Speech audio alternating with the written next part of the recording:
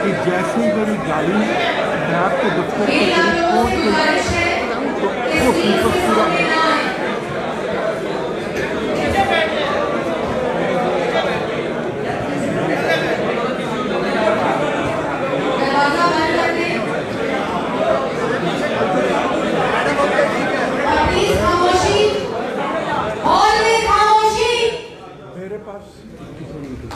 आप सबकी बहुत मेहरबानी। अब ये प्रेस कॉन्फ्रेंस शुरू होने वाली है, उसको प्लीज सब सुनिए। बहुत है प्रेस कॉन्फ्रेंस। खामोशी। शेरनी दाढ़ी है। बिस्मिल्लाहिर्रहमानिर्रहीम। अस्सलाम वालेकुम। आज जिस रियासती हुकूमती खौफ का, जबर का, दहशतगर्दी का मैं मुजाहरा करके आ रही हूँ, वो मेरे लिए या मुस्लिम लीग नून के लिए नहीं, वो इस जाली और सिलेक्टेड हुकूमत के लिए लम्हा फ़िक्रिया है। आज जिस तरह पुरअमन और निहत्ते कारकुनों के ऊपर जिस तरह पत्थर बरसाए गए, स्प्रे किया गया और जिस तरह उनके ऊपर आंसू गैस फेंकी गई, जिससे हमारे मुतअद्दिद कारकुन जो है वो ज़ख्मी हुए, उनके सर फटे, उनको चोटें आई हैं, मैं इसकी भरपूर मज़म्मत करती हूँ। और साथ ही साथ मैं मुस्लिम लीग नून के कारकुनों को, मुस्लिम लीग नून के उन सपोर्टर्स को जो मेरे साथ इजहार यकजहती करने, मुस्लिम लीग नून की मोहब्बत में, मियाँ नवाज शरीफ की मोहब्बत में जो आज उस जबर का सामना करते हुए वहाँ खड़े रहे, मैं उनको मीडिया की वसातत से सलाम पेश करती हूँ। और आज मैंने पहली दफ़ा ये मुजाहरा देखा है कि एक तरफ से पत्थर आ रहे हैं, आपको एक नैब गर्दी का सामना है, आपके ऊपर आंसू गैस और वो पानी से वो हो रही है, लेकिन कारकुन खड़ा रहा, कारकुन हिला नहीं। तो मैं खराजे तहसीन भी पेश करती हूँ, सलाम भी पेश करती हूँ। और जो लोग ज़ख्मी हुए उनके लिए मैं दुआ दूँ कि अल्लाह ताला उनको जल्दी सेहत याब करे। और आना साहब अभी फरमा रहे थे कि जिन कारकुनों को अरेस्ट किया है उनको इंशाअल्लाह ताला उनकी जो लीगल मुआवनत है वो भी पार्टी करेगी और उनकी खबरगिरी भी करेगी। इसके साथ साथ मैं अपने जो सिक्योरिटी गार्ड्स हैं उनका भी शुक्रिया अदा करना चाहती हूँ। अनसंग हीरोज़ होते हैं, उनका शुक्रिया अदा करना यहाँ बहुत ज़रूरी है कि जब मेरी गाड़ी नैब के नज़दीक पहुँची तो मुझे नहीं पता था कि उस साइड पे अवाम का एक समंदर है। मैं नहीं जानती थी क्योंकि मुझे गाड़ी में से नज़र नहीं आ रहा था। तो अचानक आंसू गैस और वो शेलिंग शुरू हो गई और उससे मेरी गाड़ी के इर्द गिर्द जो लोग थे वो ज़रा दूर दूर हट गए। मेरी गाड़ी बिल्कुल अकेली खड़ी थी, तन्हा खड़ी थी। इसी असना में सामने से नैब के दफ्तर के सामने से, बिल्कुल सामने से, जहाँ पे बैरिकेड्स लगे हुए थे उसके पीछे से, सामने से नहीं उसके पीछे से, बैरिकेड्स के पीछे से मेरी गाड़ी के ऊपर पथराव हुआ। और इतने बड़े बड़े पत्थर मैंने खुद देखे। मेरी गाड़ी बुलेट प्रूफ गाड़ी थी, उसके बावजूद उसकी जो विंड स्क्रीन है वो बिल्कुल टूट गई है। उसके अंदर बहुत बड़ा एक सिरे से दूसरे सिरे तक क्रैक आ गया है। और इसके अलावा भी उसकी छत पे पता नहीं कहाँ से वो पत्थर आए। मेरे सिक्योरिटी गार्ड्स फिर भी बिल्कुल उनके पास कोई शील्ड नहीं थी, कोई प्रोटेक्शन नहीं थी, वो मेरी गाड़ी के आगे खड़े रहे। तो मैं उनको भी खराज तहसीन पेश करना चाहती हूँ, उनका शुक्रिया अदा करना चाहती हूँ। और मेरे पे नैब ने अगर मुझे बुला ही लिया था, अगर एक मुज़िगा खेज़ इल्ज़ाम तो लगाया नहीं, ये मेरे पास उनकी प्रेस रिलीज़ पड़ी है, ये सॉरी इनकी जो कॉल अप नोटिस है ये पड़ा है, ये मुझे परसों मौसूल हुआ है, परसों।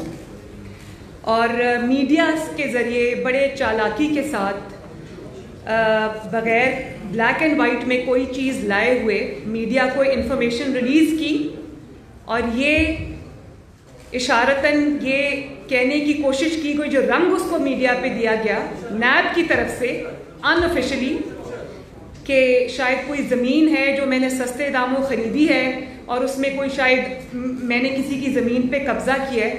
तो ये है नैब का कॉल अप नोटिस। इसकी आप ज़रा स्क्रीनशॉट ले लें। इसमें मेरे पे एक इल्ज़ाम भी नहीं लगाया।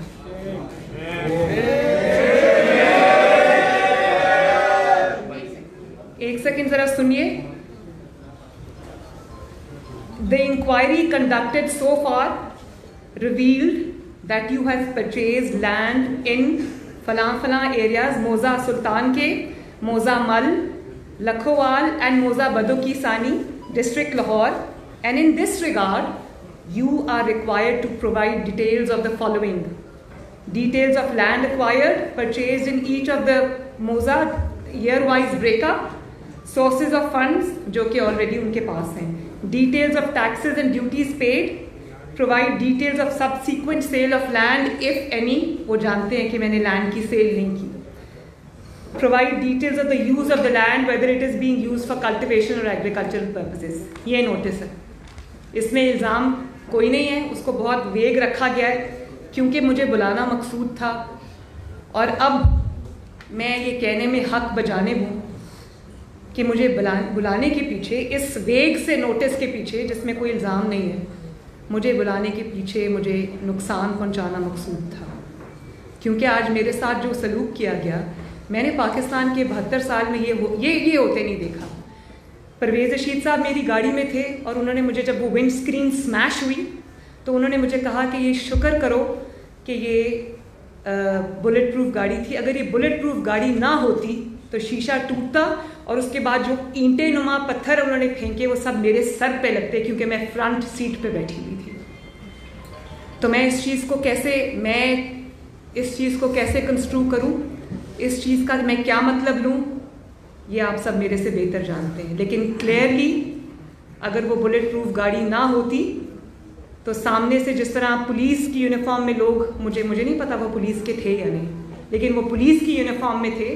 पंजाब पुलिस जनरली ये नहीं करती, लेकिन जिस तरह से वहाँ से वो हुआ वो मैंने अपनी आंखों से देखा। मेरे हाथ में मोबाइल था, मैंने जल्दी, क्योंकि गाड़ी हिल रही थी, पत्थर लग रहे थे, तो मैंने अपने हाथों से अपने मोबाइल कैमरा से उसकी वीडियोस बना ली और एविडेंस के तौर पे उसी वक्त उन वीडियोस को मैंने ट्वीट कर दिया। परवेज़ रशीद साहब का कहना है कि अगर वो गाड़ी बुलेट प्रूफ ना होती और उस गाड़ी की विंड स्क्रीन टूट जाती, उसके बाद जो पत्थर आ रहे थे वो मेरे सर पे लगते, मुझे लगते और शायद वो क्लियरली मुझे जानी नुकसान पहुंचाने की एक कोशिश थी, या जानी नुकसान पहुंचता या मेरी हेड इंजरी हो सकती थी जिसमें मैं अभी अस्पताल में शायद पड़ी होती। मैं अब वो कहना नहीं चाहती। तो जिस इंतकाम गाह से मैं अभी आ रही हूँ उसकी हैसियत तो मैंने आपको बता दी। उसके बाद इन्होंने मुझे ये कहना शुरू किया कि आप अनऑफिशियली कि आप वापस चली जाएं। मैसेजेस आने शुरू हो गए इधर उधर कि आप मैंने कहा मैं तो वापस नहीं जाऊंगी। मैं नैब के दरवाजे के बाहर खड़ी रही और मैंने कहा कि क्योंकि आपने मेरे पे इतना मुझे बुलाया है एक ऐसे कॉल अप नोटिस में, तो मैं तो जवाब लेके आई हूँ, मैं तो जवाब दूंगी, मेरे पास सब जवाब हैं, मुझसे ले लें। कहा नहीं बीबी आप वापस जाएं। तो राना सनाउल्लाह साहब ने फिर उनको कहा कि वो वापस नहीं जाएंगी, आप अगर लिख के देना चाहते हैं, क्योंकि आप फिर ये कहेंगी हमने बुलाया था वो हाजिर नहीं हुई, पेश नहीं हुई। मैं तकरीबन कोई 1.5 घंटा 1.25 घंटा वहाँ खड़ी रही, उन्होंने दरवाज़ा नहीं खोला और अंदर छुप के बैठे रहे। और राना साहब ने फिर उनको कहा कि लिख के दें, तो वो लिख के देने को पहले तैयार नहीं थे। फिर उन्होंने अपनी कोई प्रेस रिलीज़ इशू की और कहा कि आज मरियम नवाज़ वापस जाएं, तो आज की जो उनकी पेशी है वो कैंसिल हो गई है। सवाल वहाँ पर किए जाते हैं जहाँ सवाल करने वाले का कोई किरदार हो। नैब के किरदार मुझे तो बहुत पहले से पता था, नवाज शरीफ साहब को बहुत पहले से पता था, राना सनाउल्लाह साहब को बहुत पहले से पता था, शाहिद खाकान अब्बासी साहब को बहुत पहले से पता था, हमजा शहबाज को बहुत पहले से पता था, साद रफीक साहब को बहुत पहले से पता था, और भी हमारे जो मुस्लिम लीग नून के लीडर्स हैं जिनको जो नैब गर्दी का निशाना बने वो भी सब जानते थे। लेकिन नैब के इन हथकंडों पर मुहर अब सुप्रीम कोर्ट के मुअज़्ज़िज़ जज साहिबान ने अपने रिमार्क्स और अपने फ़ैसलों के ज़रिए लगा दी। हाई कोर्ट के जजेस ने, मुअज़्ज़िज़ जज साहिबान ने अपने फ़ैसलों और रिमार्क्स के ज़रिए लगा दी। और रही सही कसर उसकी ह्यूमन राइट्स वॉच ने पूरी कर दी, जिसमें ये क्लियरली कहा गया कि नैब को पॉलिटिकल इंजीनियरिंग के लिए, पॉलिटिकल विक्टिमाइजेशन के लिए और सियासी जोड़ तोड़ के लिए, पॉलिटिकल ओपोनेंट्स को सप्रेस करने के लिए, उनको ब्लैकमेल करने के लिए, उनको दबाने के लिए और हुकूमत को बरकरार रखने के लिए नैब को जो है वो इस्तेमाल किया गया। तो इस हैसियत का, इसमें तो मेरा ख्याल है कि ऐसी नैब के सामने पेश ना होना शायद कानून की ज़्यादा पासदारी होगी, क्योंकि नैब तो अब इन रिमार्क्स के बाद, इन फैसलों के बाद और इस दहशतगर्दी के बाद, इस इंतकाम की सियासत के बाद, इंतकामी हरबों के बाद, कार्रवाइयों के बाद, नैब तो अब एक खुद मतलूब इदारा है। नैब को तो अब खुद जवाब देने कि उन्होंने पाकिस्तान के टैक्स पेयर का पैसा, पाकिस्तान के एक्सचेकर का पैसा उन्होंने सियासी इंजीनियरिंग में क्यों उसका बेदरेग इस्तेमाल किया, क्यों नैब ने उस पैसे के ज़रिए मुखालिफिन को की जोड़ तोड़ की, सियासी जमातों की उनको नुकसान पहुंचाने की कोशिश की और हुकूमत की मदद की।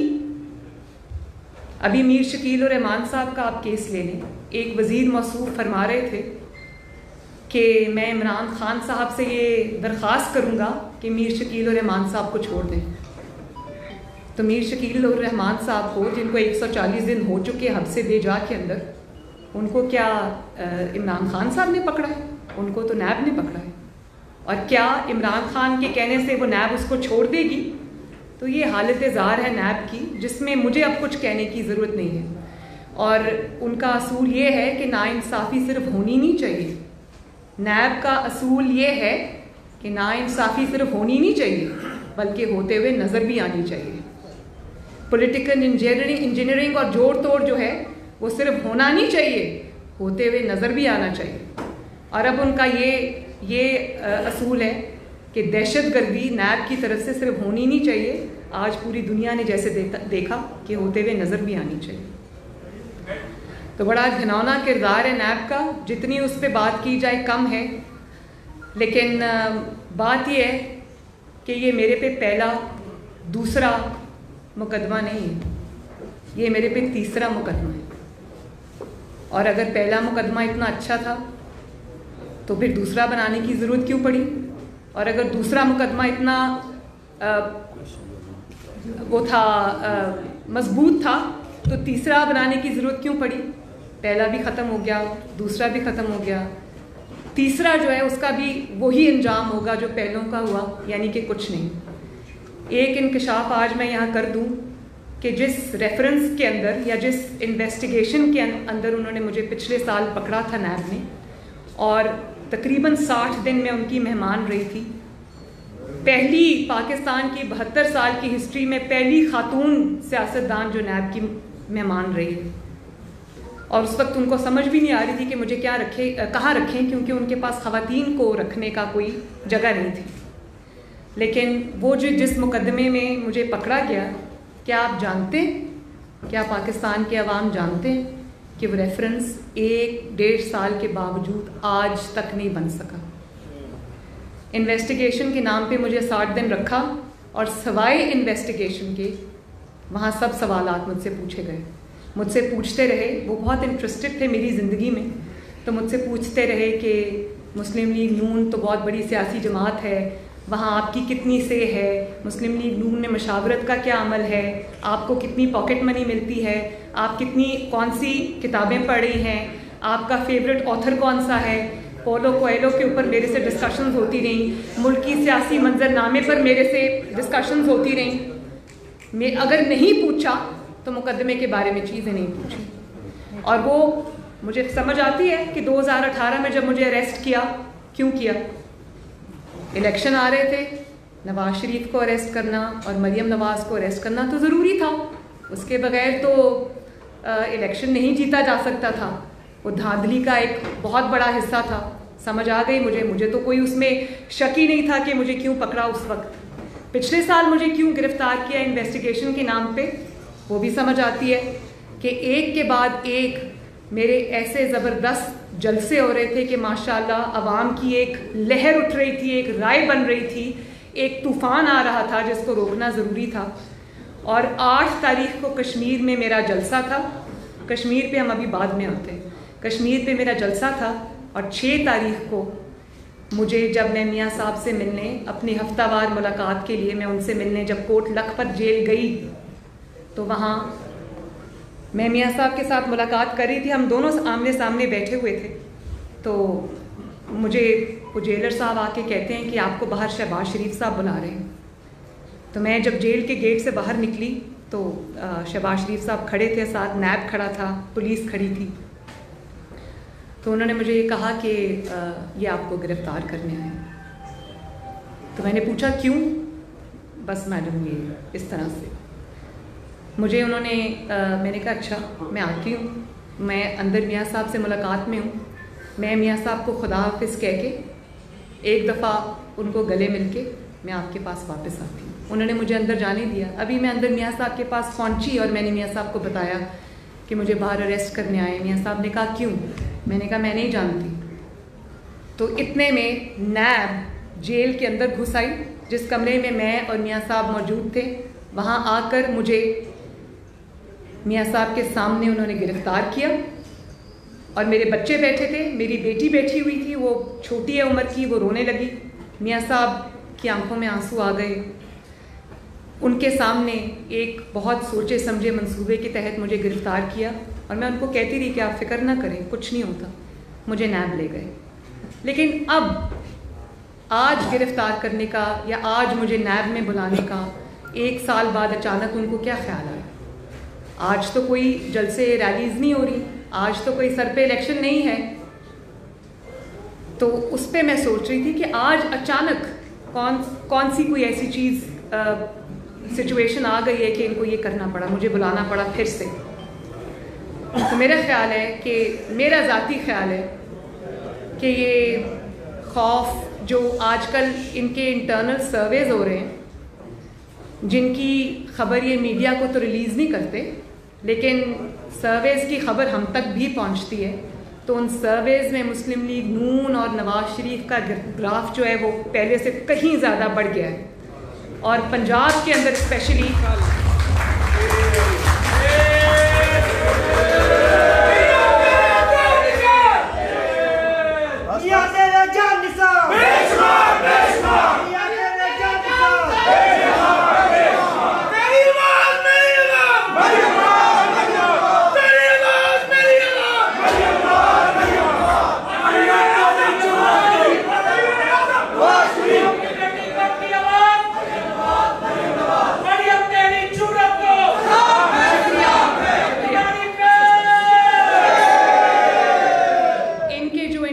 सर्वेज हुए हैं, ये उससे बहुत बुरी तरह घबरा गए हैं, पैनिक कर गए हैं। और उसके बाद इनको नवाज शरीफ का हर बार इस्तेमाल करके देख लिया, लेकिन मुस्लिम लीग नून का ग्राफ जो है वो पंजाब से उनको उनके सर्वेस के मुताबिक मुस्लिम लीग नून स्वीप कर रही है। तो ये वो खौफ है। और आज मैं आपको एक और बात बताऊं कि इमरान खान साहब को बहुत शौक था इक़्तिदार में आने का, लेकिन आज इतनी नाकामियों और पे दर पे नाकामियों के बाद वो सिर्फ इसलिए इक़्तिदार से चिपके हुए हैं कि पहले उनको आने का शौक था, अब जाने का खौफ है। और वो खौफ क्यों है? वो खौफ इसलिए है कि इतने जुल्म कर बैठे हैं कि अब उनको सिर्फ इक़्तिदार से चिपकने में अपनी सर्वाइवल नज़र आती है। ऐसे ऐसे ऐसे अल्फाज हम नहीं इस्तेमाल करते। इतने जुल्म वो कर चुके हैं कि अब उनको अपने अंजाम से खौफ आता है। तो इसलिए ये जो अब एक आप देख रहे हैं कि उसको बुला रहे हैं, उसको बुला रहे हैं, तो ये इसी सिलसिले की एक कड़ी है। पैनामा भी ख़त्म हो गया, इकामा भी ख़त्म हो गया, बाकी चीज़ें भी ख़त्म हो गई। तो मुस्लिम लीग नून ने तो बहुत सह लिया, बहुत बर्दाश्त कर लिया। आपको तो अपनी फ़िक्र करनी चाहिए। आपका क्या होगा जब आपको जो 6 महीने की मोहलत मिली है जब वो ख़त्म हो जाएगी? तो आप तो ख़ुद अपनी ज़ुबान से इस बात का इकरार कर चुके हैं कि आपको 6 महीने की मोहलत मिली है, वार्निंग मिली है। और जो हुकूमत अब मोहलतों पे चल रही हो वो अब खौफ नहीं खाएगी तो क्या होगा? आपको तो क्लियरली ये कहा गया है, आपकी ज़बान से हमने सुना, आपने ये कहा कि 6 महीने मिले हमें और 6 महीने के बाद वो मामलात कहीं और चले जाएंगे। कहाँ चले जाएंगे ये मैं नहीं जानती, लेकिन उनको पता है कि क्या होगा। तो ये खौफ की जो अचानक ये पैनिक की एक लहर उठी है उसकी ये वजह है। और आपने फरमाया कि अब मैंने कश्तियाँ जला दी हैं, तो कश्तियाँ जलाने का और कोई मतलब नहीं है। कश्तियाँ जलाने का मकसद ये है कि मैंने इतने जुल्म कर लिए हैं, इतनी ज़्यादतियाँ कर ली हैं कि अब मेरे पास कोई दूसरा रास्ता नहीं बचा। और एक बात मैं आपको बता दूँ, जेल से डराने की, एक सेकंड देखें, डिस्ट्रप्शन होती है, मेरा फ्लो टूट जाता है। इनको पीछे कर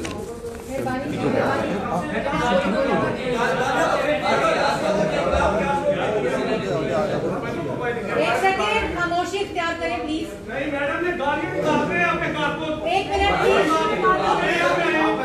एक सेकंड प्लीज। देखिए बड़ी मेहरबानी, नहीं बच्चों प्लीज देखिए, डिस्ट्रप्शन होती है, मेरा फ्लो टूट जाता है, ये अच्छी बात नहीं है। और बात ये है कि आपकी हुकूमत को हर महाज पे नाकामी का सामना है। आप अपनी नालायकी से मामलात को ख़राब से ख़राब तर करते जा रहे हैं। लेकिन अफसोस मुझे इस बात का है कि आज भी आपकी प्रायोरिटीज़, मैं समझ गई कि आपके अंदर वो सलाहियत नहीं है, आपके अंदर वो अकल नहीं है, आपके वो तजर्बा नहीं है, आप ज़बरदस्ती मुसल्लत किए गए हम पर, वो समझ आती है। लेकिन आज भी आपकी प्रायोरिटीज़ मिसप्लेस्ड हैं। आज भी आपकी जो प्रायोरिटीज़ की लिस्ट है उस पर ऊपर भी नवाज शरीफ है, नंबर 2 पे भी नवाज शरीफ है, नंबर 3 पे भी नवाज शरीफ है और आखिर में भी नवाज शरीफ है। और मुस्लिम लीग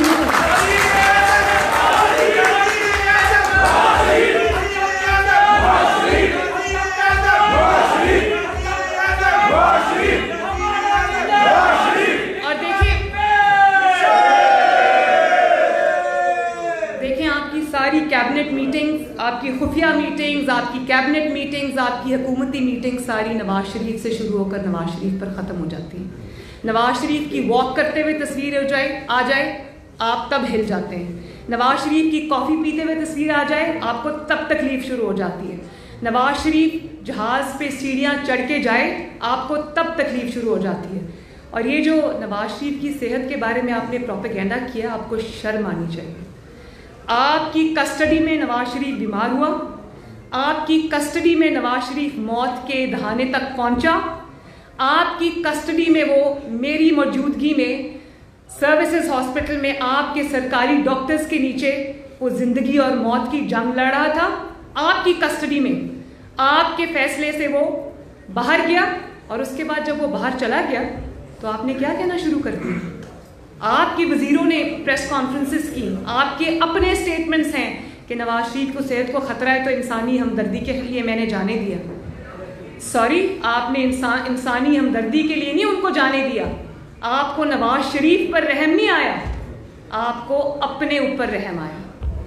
आपको जब ये खबर मिली कि नवाज शरीफ बीमार है और मौत के दहाने तक पहुंच गए तो आपने अपने आप को बचाने के लिए कि आपकी कस्टडी में उसके साथ ये हुआ तो आपको फिर आपके हाथ पांव फूल गए और आपने इस रहम आपको अपने ऊपर आया। नवाज शरीफ के ऊपर रहम नहीं आया आपको, आपने उसको जल्दी जल्दी मुल्क से बाहर भेजा इलाज के लिए ताकि वो आपके ऊपर जिम्मेदारी ना आ जाए और आप अवाम का जो हाथ है वो आपके गिरेबान पे होगा, कल आप सड़कों पे चल नहीं सकेंगे। तो मैं ये जानती हूँ कि रहम आपको नवाज शरीफ पर नहीं आया, रहम आपको अपने आप पर आया था कि आपके हाथों ये होगा। तो जब ये हुआ तो उसके बाद आपने ये कहना शुरू कर दिया, आपने उनकी सेहत पे सियासत खेलनी शुरू कर दी। शर्म आनी चाहिए आपको, शर्म आनी चाहिए आपको। और आज भी जब आपसे आपकी कारकर्दगी के बारे में सवाल किए जाते हैं, आपके पास मुस्लिम लीग नून और नवाज शरीफ के अलावा कोई जवाब ही नहीं है। तो करप्शन का आप राह गलाबते रहते हैं। तो करप्शन का फैसला तो फिर ज़मीनी हक़ाइक़ पे होना चाहिए। बताएं मुझे ज़रा, नवाज शरीफ के दौर में आटा, दाल, चीनी, चावल, बिजली, गैस क्या कीमतें थी? आज क्या कीमतें हैं? आप खुद ही फरमाते थे ना कि जब हुक्मरान करप्ट होता है तो इन चीज़ों की कीमतें बढ़ जाती हैं, ऑयल की, पेट्रोल की, डीजल की कीमतें बढ़ जाती हैं। तो फिर इस लिहाज से चोर कौन हुआ? नवाज शरीफ 5.8 पे जीडीपी छोड़ के गया था। आज पाकिस्तान की तारीख में शायद पहली दफ़ा मनफी में जीडीपी चली गई, माइनस में चली गई जीडीपी। तो शर्म की बात तो ये है ना, इसी से पता चल जाता है कि यहाँ करप्ट कौन है और क्या प्रोपेगेंडा क्या किया जा रहा है। और सिर्फ ये कि आप फिर इसी पे फेलियर नहीं है आपका, सिर्फ इकोनॉमिक फ्रंट पे और मईशत पे आपका फेलियर नहीं है, आपका फेलियर फॉरेन पॉलिसी पे भी है। और ऐसा फेलियर है कि शर्म आ जाए इंसान को। सफारती महाज पर आप बुरी तरह नाकाम हुए। मुझे ये बताएं कि 72 साल में कभी किसी के दौर में, किसी वज़ीर आज़म के दौर में, किसी डिक्टेटर के दौर में कश्मीर की, भारत को क्या इतनी जुर्रत हुई कि कश्मीर की रियासती हैसियत को ख़त्म कर सके? ये स्याह धब्बा भी आप ही के मुंह पे लगा। और आप तो बड़ा खुश आए थे ना अमेरिका से वापस के सालसी होगी कश्मीर पे, ये होगा वो होगा। कहाँ गई वो सालसी? कहाँ गई वो तकरीरें और वो स्टेटमेंट्स जो आपने पर्चियों के बगैर दिए थे? क्या हुआ कश्मीर का? आज 72 साल में पहली दफ़ा कश्मीर जो है वो भारत की झोली में जा गया आपके दौरे हुकूमत में, और आप चुपचाप देखते रहे। आप क्या कहेंगे कश्मीरियों से कि मैं तुम्हारा मुकदमा नहीं लड़ सका? मैं फ़ोन करता था तो मोदी फ़ोन नहीं उठाता था। ये वही मोदी साहब है ना, प्राइम मिनिस्टर मोदी, जो मियाँ साहब जब प्राइम मिनिस्टर थे तो पाकिस्तान आए थे, वो आपका फ़ोन सुनना भी गवारा नहीं करता। ये होता है फ़र्क एक इलेक्टेड प्राइम मिनिस्टर में, एक तजर्बाकार प्राइम मिनिस्टर में, एक ऐसे प्राइम मिनिस्टर में जो हर चीज़ को समझता है, जानता है, अपने मुल्क का इंटरेस्ट वॉच करता है, और एक मुसल्लत शुदा वज़ीर आज़म में। तो इसके लिए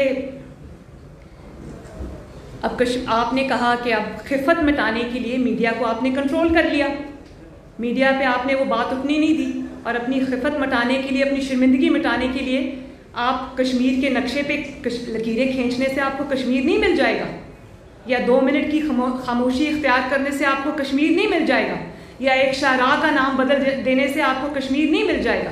ये तो बड़ा आसान काम है भाई। मियाँ नवाज शरीफ पर जब ये वक्त आया, जब उन्होंने एटमी धमाकों का फैसला करना था, तो मियाँ साहब के लिए तो बड़ा आसान था। 6 एटमी धमाकों के बदले 12 मिनट की खामोशी इख्तियार कर लेते तो पाकिस्तान कभी एटमी ताकत ना बनता। बनी गाला का नाम तब्दील करके उसको चागी उसका नाम रख लेते।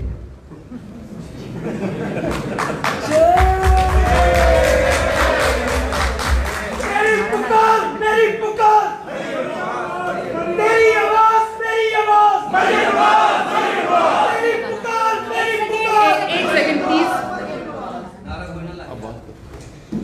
और फिर फॉरेन पॉलिसी का हाल देख लें, अकल का हाल देख लें, समझ का हाल देख लें कि बचगाना और गैर जिम्मेदाराना बयानात देकर सऊदी अरब जैसे देरीना दोस्त और हमदर्द को नाराज़ कर दिया।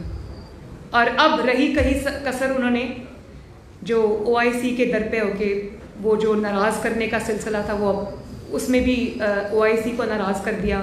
OIC के ख़िलाफ़ स्टेटमेंट्स दे के हमारे दोस्त ममालिक को नाराज़ कर दिया।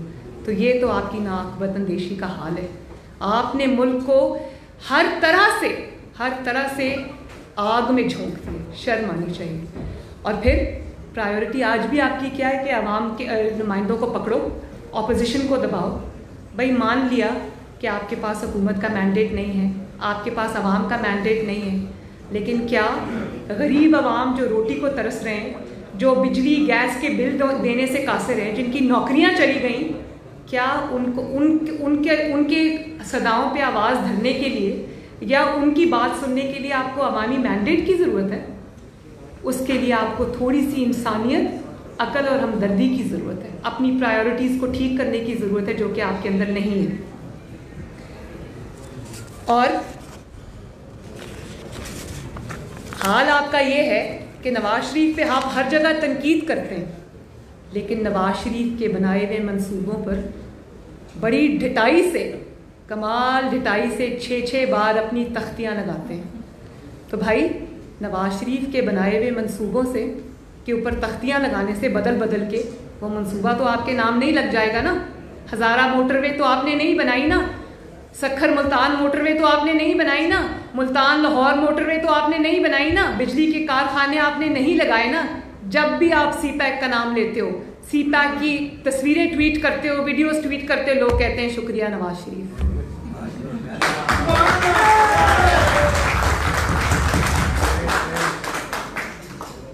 शुक्रिया नवाज शरीफ की सदाएं आती हैं। आपको हर जगह नवाज शरीफ इसलिए नज़र आता है क्योंकि हर जगह नवाज शरीफ है और रहेगा इंशाअल्लाह।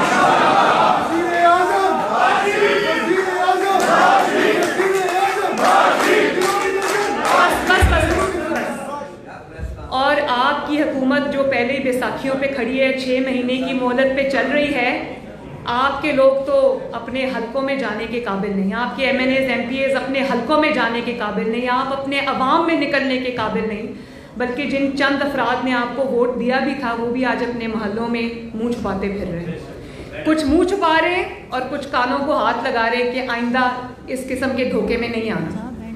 तो आपका अपना ये हाल है। तो इंशाअल्लाह ताला वो वक्त दूर नहीं है जब हम सब मिल के नवाज शरीफ की क़यादत में इंशाअल्लाह ताला इस नालायकी से बहुत जल्द लोगों को आज़ादी देंगे इंशाअल्लाह।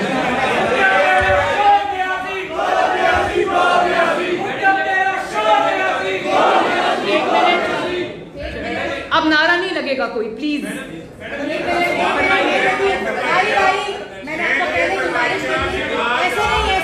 ऐसे नहीं उस्मान, आप मैं आपको दे रही हूँ, सबको मैं दे रही, हम सब दे रही।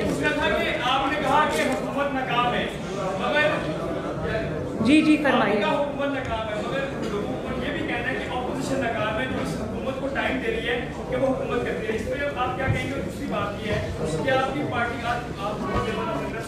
आपकी पार्टी का बयानी होता था, वो यूं लगता है जैसे मदम हो गया। बयानिया मदम हो गया? मैंने तो सुना था 2 बयानी है हमारी पार्टी के, आप तो कह रहे मदम हो गया। बात ये है कि पार्टी मेरे साथ बैठी है, मेरे सीनियर्स मेरे साथ बैठे हैं, पार्टी का एक ही बयानी है जो नवाज शरीफ का बयानी है और जो वोट को इज्जत दो का बयान है। अगर आज वोट को इज्जत मिल जाती तो पाकिस्तान के साथ ये सलूक ना होता, पाकिस्तान की दुनिया में जग हसाई ना होती। तो नवाज शरीफ का जो बयानिया था और है, उसको वक्त ने साबित किया है कि वो बिल्कुल ठीक था। और वो नवाज शरीफ का बयानिया नहीं है, वो हमारे आईन का बयानिया है, हमारे दस्तूर का बयानिया है। अगर नवाज शरीफ ने उससे हट के कोई बात की है तो फिर किसी में अगर कोई चैलेंज कर सकता है तो करे। हम नवाज शरीफ, मरियम नवाज शरीफ, शाहिद खाकान अब्बासी, राना सनाउल्लाह साहब, जितने लोग यहाँ खड़े हैं, जितने लोग यहाँ नहीं हैं, शहबाज शरीफ साहब हो या कोई भी हो, सब एक बात पे मुत्तफिक हैं, वो है नवाज शरीफ की लीडरशिप और वोट को इज्जत दो।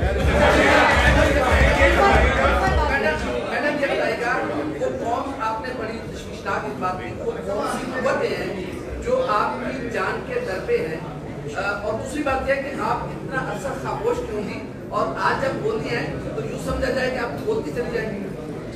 देखिए, सबसे पहले तो मेरे लिए बोलना आसान है, बोलना आसान है, खामोश रहना मुश्किल है।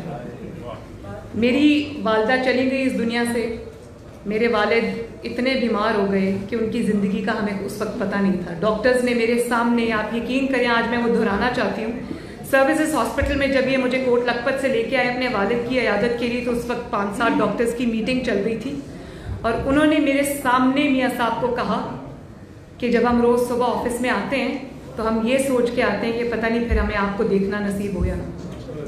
ये मैं गवाह, चश्मदीद गवाह हूँ इस बात की, मेरे कानों ने सुना, मेरी आंखों ने देखा। ये मियाँ साहब की हालत थी। तो मैंने मियाँ साहब के साथ जाना चाहा। मैं ही ख्याल रखती थी उनका, मैं ही उनकी तीमारदारी करती थी, उनकी दवाइयाँ, इंजेक्शन सब मेरे पास होते थे। मुझे एक सोचे समझे मंसूबे की तहत मियाँ साहब के साथ नहीं जाने दिया। तो मैं इस नतीजे पे पहुंची हूँ कि मुझे इधर एज हॉस्टेज रखा हुआ था कि अगर मैं कोई बात करूं तो वहाँ पर वो मियाँ साहब को नुकसान पहुँचाने की कोशिश करें। उनका इलाज ना होना, क्योंकि उनके दिल की एक शरेआन आज भी 90% बंद है, जिसकी सर्जरी होनी बाकी है। और वो कोरोना की वजह से पहले वो मेरा इंतज़ार कर रहे थे, क्योंकि उनको था कि मैं आ जाऊँगी चंद दिनों में, वो नहीं हो सका। फिर वो कोरोना आ गया, अब उनकी सर्जरी अभी होना बाकी है। तो मैं अपना कुछ ऐसा करके मैं उनके इलाज में कोई खलल नहीं चाहती थी, क्योंकि वो सिर्फ मेरे वालिद नहीं हैं, वो इस कौम का सरमाया है। हमें जिंदा लीडर चाहिए, हमें लीडर्स की लाशें नहीं चाहिए।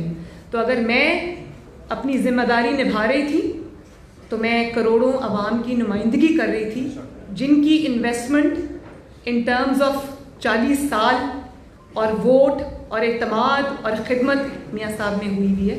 तो मुझे ज़िम्मेदारी का मुजाहरा करना था। और दूसरी बात, मैं आपने कहा कि मैं खामोश क्यों हूँ। कभी हमने बोल के उनको एक्सपोज किया और कभी खामोश रह के हमने उनको ज़्यादा एक्सपोज किया, वरना उनके अंदर ये जरासीम मौजूद हैं कि वो कल ये कहते कि मैं तो बहुत करना चाहता था, मैं तो पाकिस्तान की किस्मत बदलना चाहता था, मैं तो दूध और शहर की नहरें बहाना चाहता था, ये ऑपोजिशन ने मुझे कुछ करने नहीं दिया। तो इसलिए हमने खामोश रह के उनको ज़्यादा एक्सपोज किया। लेकिन मुझे इस बात की आज खबर हुई कि मेरी जो खामोशी है या जो मियाँ साहब की खामोशी है वो इतनी गूंज रही है कि इनको कानों पे हाथ रखने पड़ते हैं।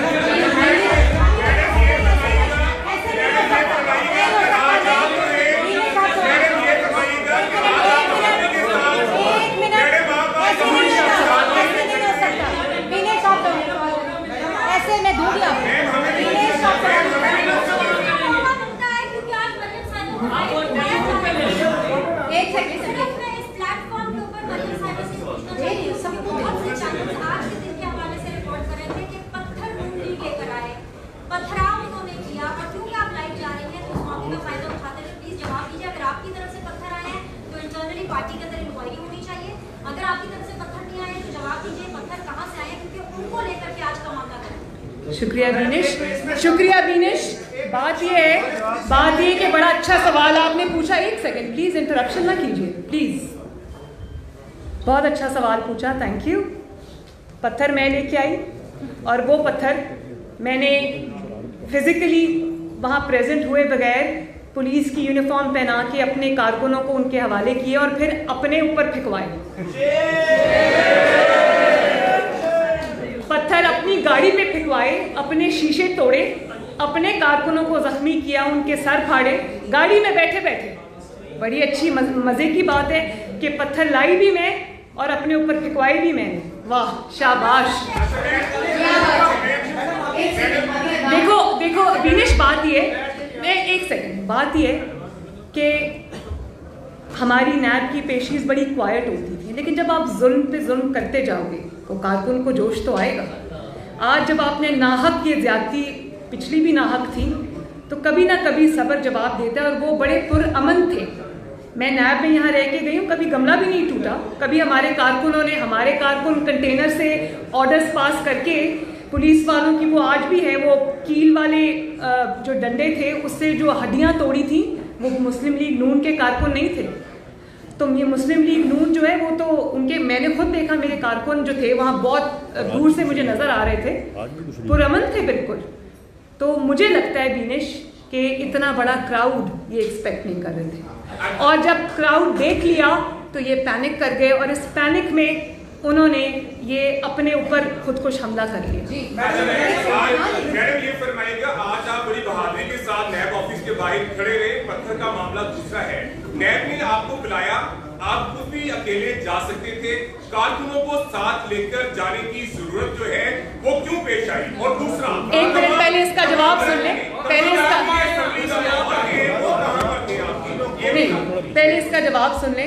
मैं अकेली ही आई थी, कारकुन वहाँ मेरा इंतजार कर रहे थे, हजारों की तादाद में मुझे नहीं पता था। आप यकीन करें, मुझे अभी भी नहीं पता कि कारकुन कितने थे और कितनी तादाद में थे। वो तो मुझे इनके रिएक्शन से पता चला कि कारकुन जो है वो आज हज़ारों की तादाद में निकल आए। मैं किसी को लेके नहीं आई। मैं पहले भी नैब में पेश होती रही हूँ। मैंने 6 महीने पनामा वाला मुकदमा भी भुगता है और उसके बाद मैंने ये जो पिछले साल का बेहुदा मुकदमा था वो भी भुगता है। मैं इनकी जेलों में भी रही हूँ। हमारा कारकुन जो है वो तहरीक इंसाफ के कारकुन की तरह नहीं है। हमारा कारकुन बहुत पुरअमन कारकुन है। हमारे आप ये ना, मैं किसी को नहीं लाई।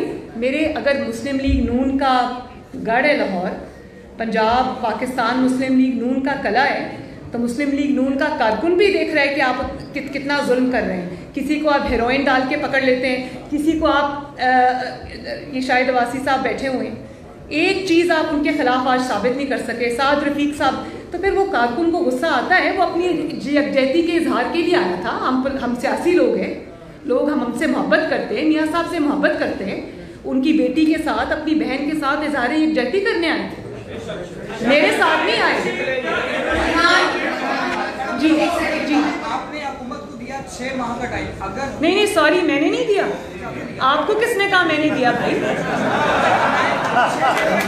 मैं तो आपको वो स्टेटमेंट याद करा रही हूँ जो हमारे जो इमरान खान साहब ने खुद फरमाया, अपनी पार्टी से कहा कि हमें 6 महीने का टाइम मिला है और अगर 6 महीने में हम परफॉर्म नहीं करते, आप 6 साल में परफॉर्म नहीं कर सकते, 600 साल में परफॉर्म नहीं करते, क्योंकि आपको आता नहीं। नहीं, एक सेकेंड, ये इमरान खान की अपनी स्टेटमेंट है कि मुझे 6 महीने मिली है और मैंने 6 महीने के बाद बात कहीं और चली जाएगी, बस ये बात। जी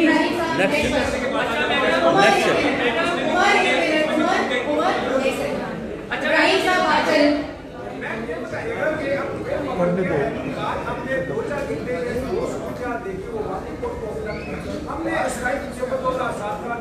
का वाकया भी देखा है, आज का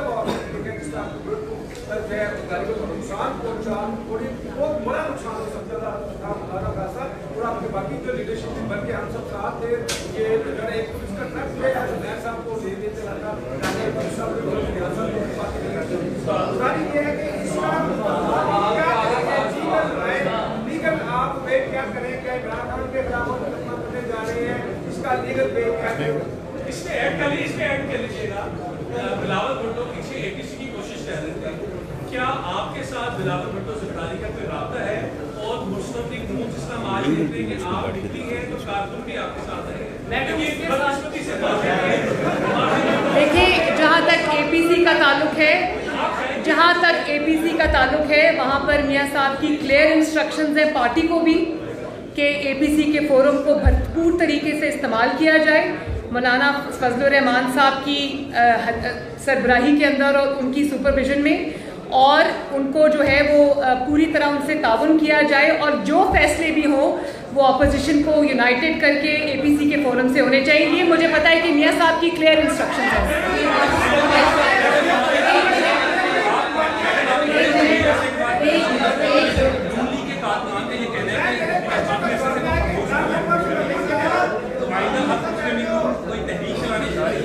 आइंदा का लाए अमल इंशाअल्लाह ताला हम लीडरशिप की जो उनकी मशावरत से तय करेंगे।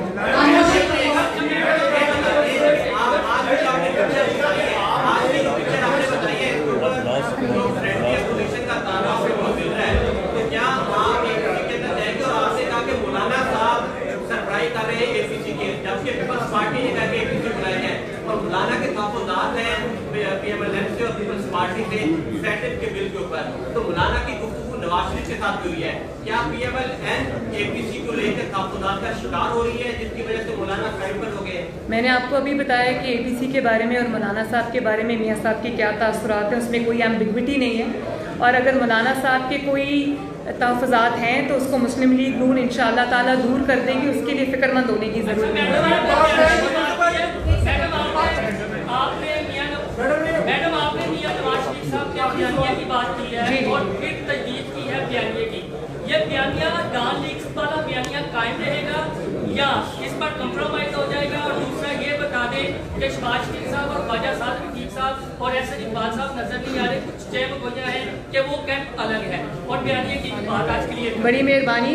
PMLN का कोई कैंप अलग नहीं है। PMLN के अंदर डेमोक्रेटिक जमात है, हर तरह के माइंडसेट के लोग हैं, हर तरह के ख्याल के लोग हैं, हर तरह के ओपिनियन के लोग हैं और आरात डिफरेंट हैं लोगों की। लेकिन खुशी की बात यह है कि जहाँ मियाँ नवाज शरीफ की क़यादत आ जाती वहाँ सब मुत्तहिद हैं। और मुस्लिम लीग नून का जो बयानिया है वो पहले दिन से जो था आज भी है और उसी बयानिए की कीमत हम 4 साल से अदा कर रहे हैं, लेकिन बयानिए से नहीं हटे। बड़ी मेहरबानी।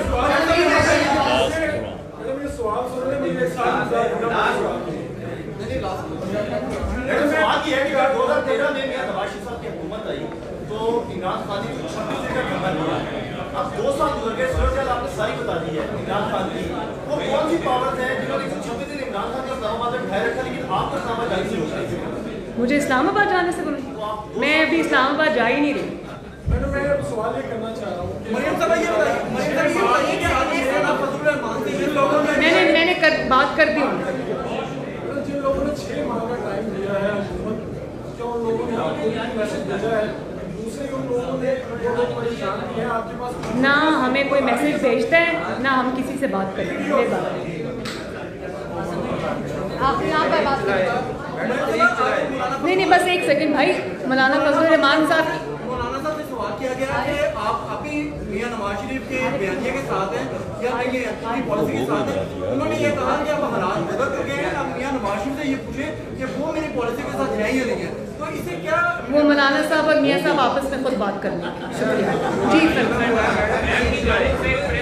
आज जारी की गई है, नैब का कहना है कि आज के वाक़े की वो मुकदमा दर्ज करवाएंगे। अच्छा, आप भी मुकदमा दर्ज करवाएंगे या वो कानूनी चाराजोई करेंगे? क्या बात है, इतनी मासूम नैब, इतनी आइन और कानून पे चलने वाली नैब, अगर उनकी अदालतों में जो दुर्गत बनी वो उसी को देख लें तो उनको आज कोई प्रेस रिलीज करने की जरूरत पेश नहीं है।